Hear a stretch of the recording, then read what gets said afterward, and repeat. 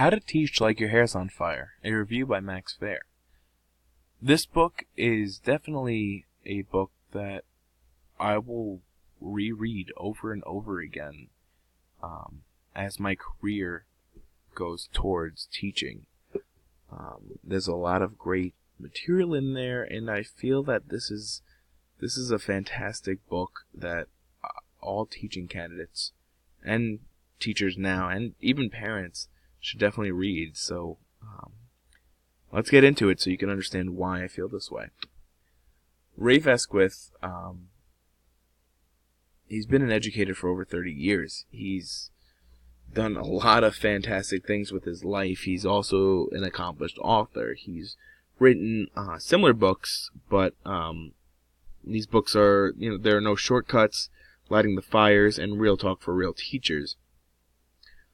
In those books, they're not just great for teachers, but they're also really good for parents, because it not only talks about how to develop students, but it talks about how to develop humans, how to turn them into mature adults. And I think that's something that is now almost put on the back burner as standardized testings come in, but we'll get to that in a little bit. Rafe, he has also won a multitude of awards. For example, he's won the 1992 Teacher of the Year award that was from the Walt Disney Company. He joined a fellowship for the Johns Hopkins University. He got he won the Oprah Winfrey's $100,000 for the Use Your Life Awards, and he was named the As You Grow Award winner for Parents Magazine, not to mention that he won the National Medal of Arts, even though he complains in his book that he is not an educator at all. I mean, an artist. He's not an artist at all. Not only is he, an accomplished author and multiple award winner, he does something that I find fantastic, is that he's created a troupe of prepubescent Shakespearean actors. These kids seem to understand Shakespeare much more thoroughly and deeply than most actors I know. And I think that says something, These kids not only perform just, the basics like Romeo and Juliet and Hamlet, but they go in deeper, and they do The Winter's Tale, they do The Merry Wives of Windsor.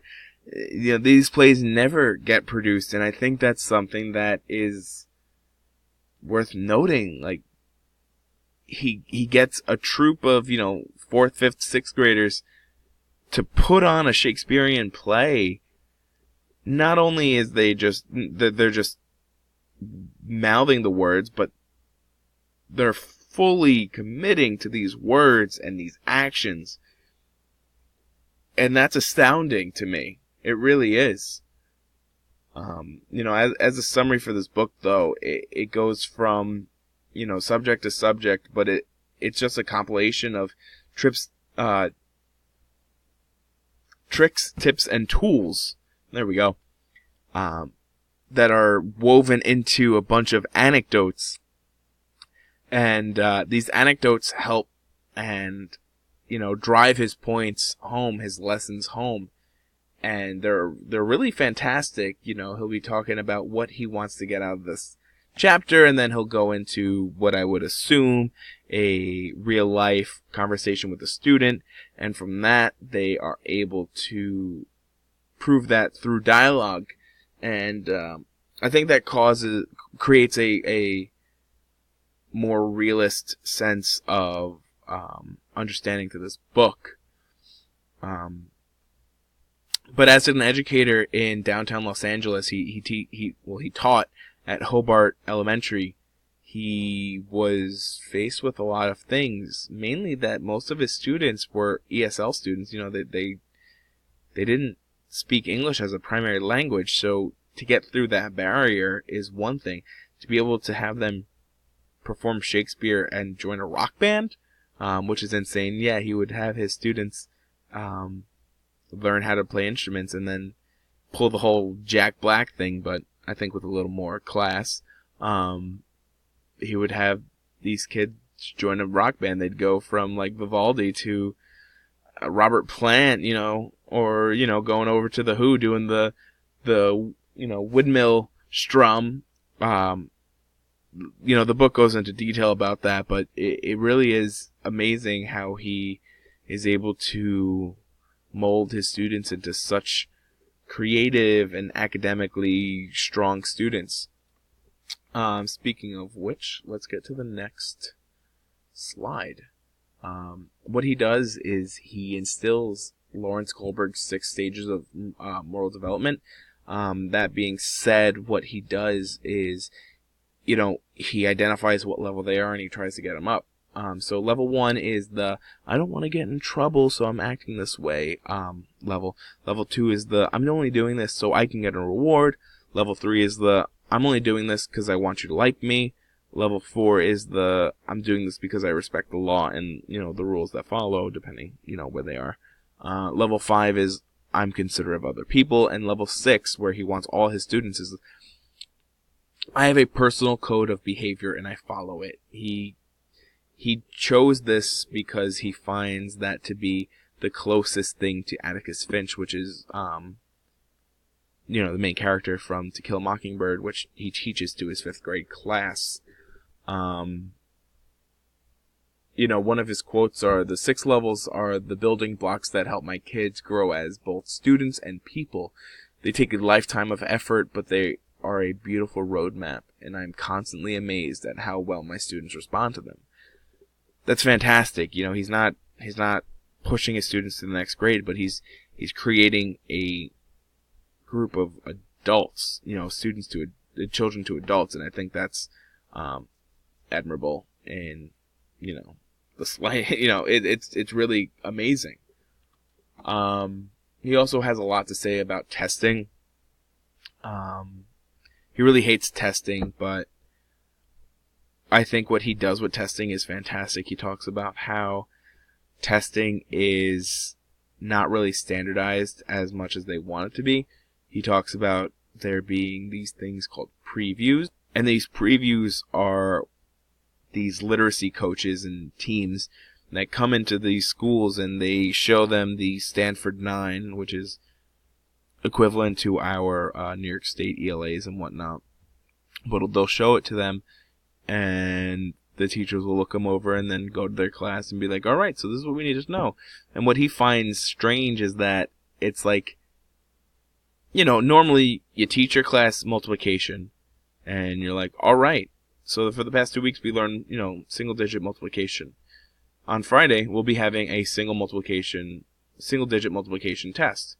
That's fine. But what he finds the previews to be doing is, all right, so on Friday we'll be having a test. The answer for number 1 is 36. That's not, you're not preparing your students to be logical and problem-solving students. Like they're not using what they learned. They're just regurgitating what they've been taught. And I wouldn't even say taught, more like what they've listened to. So I think he has a good sense on what's happening with standardized, but the way that he's combating it is he is teaching his students to find the wrong answers and why they're wrong. So if he has a 20-question multiple choice test, he takes, his students look at it and they're like, okay, there's 20 right answers and there's 60 wrong answers. I have to understand why the 20 answers are right and why the 60 answers are wrong. And I think that's a very strong thing that I will take and use in my future classroom. I think that's absolutely something that is beneficial to not only students, but in life. It helps you to delineate between the logical and the illogical, and I think that's something that is such a strong and powerful thing to teach 5th graders. One thing he also does is he uses movies as an enhancement and not a replacement. He drives that point home throughout the entire book that, a movie, much like an audiobook, shouldn't replace the teacher. It should only enhance what they're doing. He has a bunch of things that he teaches, and he a full set of 25 films that he teaches to his students every year. For example, he uses what is it? Let me find it. 1 second. He teaches 12 Angry Men. This is the first film that they watch as a class. It's a brilliant drama with no special effects, and it changes the students' perspective on what a great film is. After that, they watch High Noon, which is a great Western. It shows them about that level 6 thinking, Gary Cooper is such a strong actor, and his character really develops what a personal code of behavior is. For the Revolutionary War, they watched The Crossing, which, in my opinion, is a terrible film, but that's besides here or there. The Wizard of Oz, they talk about, what homesick is and how to take what you have and hold it dear. Hard Day's Night, he talks about the rock band that he has, and it teaches them to appreciate the joy of music. Field of Dreams, he uses baseball as a teaching tool in his class. They'll be talking about geometry and, the angle of impact or whatnot, and then they'll go out and they'll throw a few pitches, and the kids will hit it, and it's like fantastic. He's teaching his own phys ed class while integrating his math lessons, his science lessons, his English lessons. It's really fantastic. Wait Until Dark is his Halloween thing. Then he has Saving Private Ryan, that they get into the mind of what a veteran is. Now, I know that's definitely not the best film to teach to 5th graders, but he doesn't treat his students as 5th graders. He teaches them as young adults and people that are going to be entering the real world very soon. So, good for him. Then there's Plane, Trains, and Automobiles for Thanksgiving. He talks about how a lot of his students have never had a Thanksgiving, and this is their first Thanksgiving. So after the film, he invites them all to his house, and he has this giant feast, and I think that is absolutely wonderful. I don't know if he'd be able to get away with it really now, though, because I think it's a tough time for teachers. Ken Burns' Civil War is a staple. Christmas time comes around. You gotta watch It's a Wonderful Life for the morals.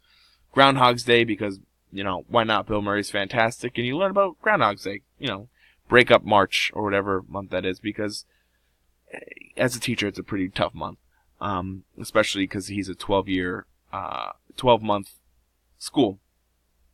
Then they go into it like they watch the Gary Sinise of Mice and Men with John Malkovich because they read it and whatnot, and then Malcolm X because they listen to the audiobook, and then they get that literary element, and they finally end with To Kill a Mockingbird because that is his thing. He talks about To Kill a Mockingbird and the Atticus Finch style of a person. But overall, this was a astounding book. It left me speechless at times. I'm just reading it. I would, call up my girlfriend middle of the book, be like, hey babe, you gotta check this out. This is a fantastic section. You should totally implement this into your classroom because you're a teacher.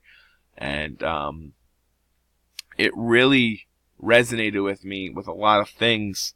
Even though it was catered towards elementary, and I'm going towards, high school ed and special ed, there's a lot of things that I can take and use towards my personal life, let alone my teaching. And I think that is such a versatile thing. This book is absolutely, multifaceted in the sense that you can apply it to almost any situation, and there is something that you can get out of it. And I think that is what makes it such a fantastic book, and I highly recommend it to anyone who is doing anything. It's such a great, easy reading book, and you can just go through it, and it has so many great literary puns in there. This dude really loves George Orwell's 1984 because there's probably about 30 references to it. But overall, I definitely recommend everyone checking out this book because it is the bomb diggity. So right on. You do you, Rafe Esquith, and I hope to see your Hobart Shakespeareans one point in my life. So this is Max Fair, and this is a Max Fair review.